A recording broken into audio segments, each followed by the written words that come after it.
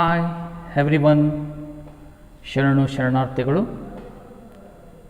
So welcome to my class. So we have started already in the physics chapter force and laws of motion. In this chapter we have completed in the previous class first law of motion, inertia and mass, momentum of a body. So let's start the new aspect in this chapter, that is Newton's second law of motion. Okay my dear students, are you ready for to learning this point? Okay, fine. Okay my dear students, here we are seeing in this slide Newton's second law of motion. This is also found by Mr. Newton. So he is given in the second law of motion. We are named that Newton's second law of motion. Newton's second law of motion states that the rate of change of momentum of an object is proportional to the applied force in the direction of force. So momentum means we have studied in the previous class. So momentum is the product of mass and velocity. That formula is P is equal to m into v. So P is nothing but momentum and m means here mass, v means velocity. Have you studied in the previous class? Okay. See here, when the object is changing their movement, you applied the force. In which direction you are applying the force? In their direction only the object can be moved, because that object is having the mass and you apply the force. Then is it change their position? Yes. So that is called momentum. The rate of a change of momentum of an object, it is changing their position. How it can be changing their position? By applying force. So if you applied in one direction, in that direction only the object can be moved. So this one is stated by Mr. Newton in his second law. So once again I will repeat the statement of Newton's second law of motion. The rate of change of momentum of an object is proportional to the applied force in the direction of force. For example here, so you keep that one box, otherwise you take a ball, any football, so you can hit that ball, it can be moved in that direction. Is it change the, can you say that momentum? Yeah, because the ball has their mass and after hitting it can be moving. So if you apply the force, that ball can be movement. So the rate of change of movement of the ball so is proportional to the applied force in the direction of force. So I think my dear students, this one is clear. So we can find one equation or one formula from the Newton's second law of motion. So we are saying that mathematical formulation of second law of motion. So that formula is F is equal to m into a. So this formula we should find. Now we go through that formula, how we can find out. If an object of mass m, so the mass of the object is m, is moving along a straight line with the initial velocity u and is accelerated to velocity v in a time t by applying a force F. See here, we are using some letters indication of the mass, initial velocity, accelerated velocity, time and force. So these alphabets you should be present in the mind, because mass is measuring in the which English letter here m, and initial velocity u, final velocity or accelerated velocity v, time is t, force is F. Then initial momentum P1 is equal to mu. So already we learnt momentum. Momentum is the product of mass and velocity.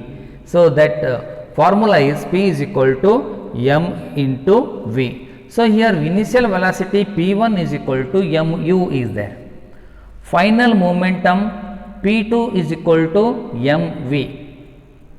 So change in momentum, so P2 minus P1 is equal to mv minus mu. Then so here in between mv minus mu, which one is the common factor? M. You take out, so remaining in the bracket v minus u.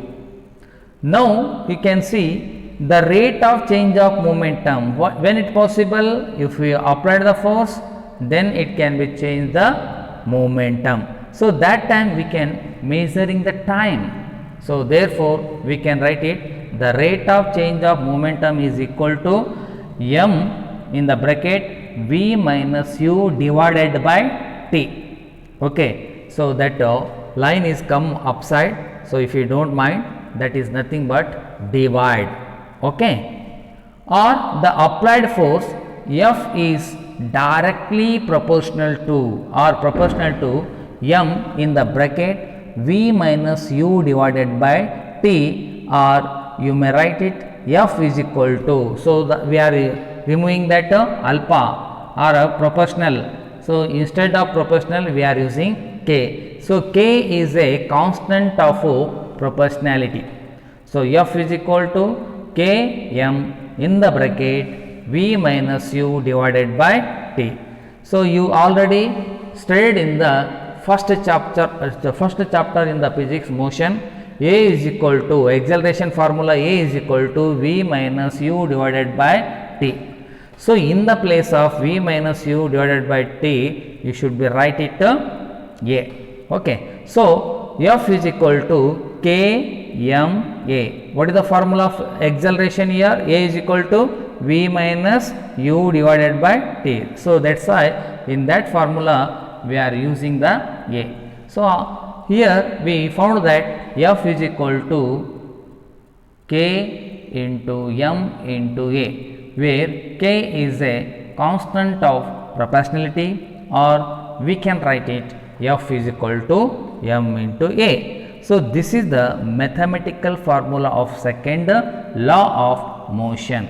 So because already we stated that the statement of the Newton's second law said the rate of change of momentum of an object is proportional to the applied force in the direction of force.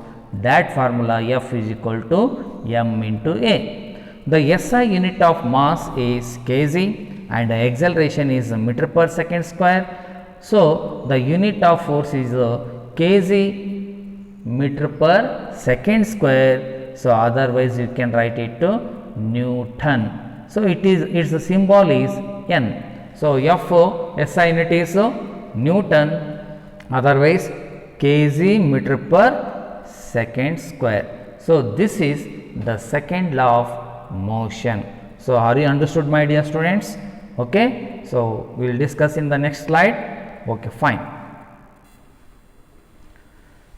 Now we are discussing Newton's third law of motion. So you are very familiar this third law of motion in our everyday life we are facing. Newton's third law of motion states that to every action there is an equal and opposite reaction, and they act on two different bodies. So action and reaction always equal and opposite. So this is the another statement. So here to every action there is an equal and opposite reaction, and they act on two different bodies. So, we will discuss along with the examples next slide. But here, to prove that action and reaction are equal and opposite, how these are action and reaction takes place, forces are equal and opposite. So, this one we are discussing now. So, take two spring balances A and B here given in the figure. So, connected together, both these spring balance connected together, fix the spring balance B to a rigid support or fixed to the wall or to the nail of the wall. When a force is applied by pulling the free end of the spring balance A, both the spring balances shows the same readings. Why?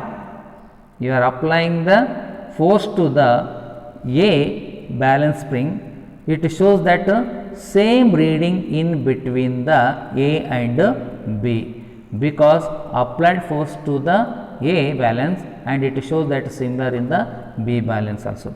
So, action and reaction always equal and opposite reaction according to the Newton's third law of the motion. So, action and reaction always equal and opposite between that two bodies. Okay, here which bodies we are taken, A and B? Spring balance.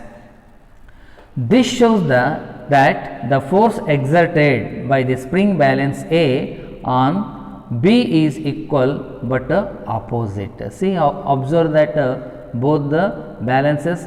So, A is one direction, B is the another direction. In both of these springs, we are observing that equal and opposite direction to the force exerted by spring balance B on A. So, B is exerting one side, A is exerting one side. So, here equal and opposite.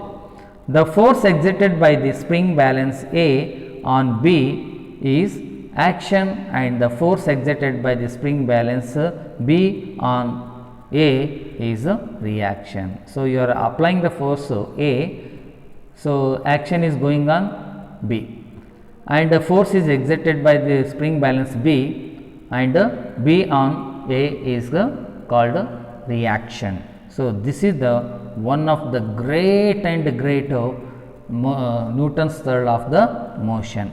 So, once again you listen statement, to every action there is an equal and opposite reaction and they act on two different bodies. So, have you understood, my dear students? Okay, fine. Next, examples of action and reaction. Action and reaction. So, before I am giving to this example, so have you swim in the water bodies? Yeah. So, our hands is moving in one direction, opposite direction, and body is moving forward. So, this is also action and reaction.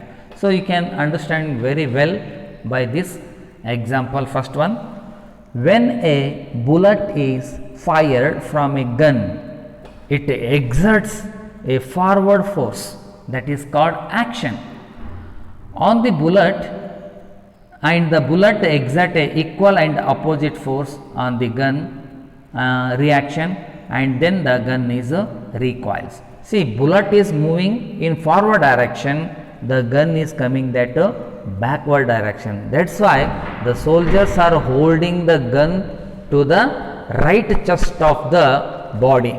So, because when the bullet is in the forward, it is in the action, and opposite that gun will be come backside. Recoil means backward. So, bullet is moving is the action and gun is coming backside, that is the reaction. So action and reaction always equal and opposite between the two different objects. So here bullet and gun. So here you can observe here. So action, reaction, accelerating force on the bullet and recoil force on the gun. So arrow mark observe here. So red colors, one is moving in the action direction and another is moving in the reaction direction. So it shows that here equal and opposite direction. Okay. Next, second example of action and reaction. When a sailor jumps out of a boat, he exerts a backward force of the boat, that is action, and the boat exerts an equal and opposite force on the sailor, that is the reaction.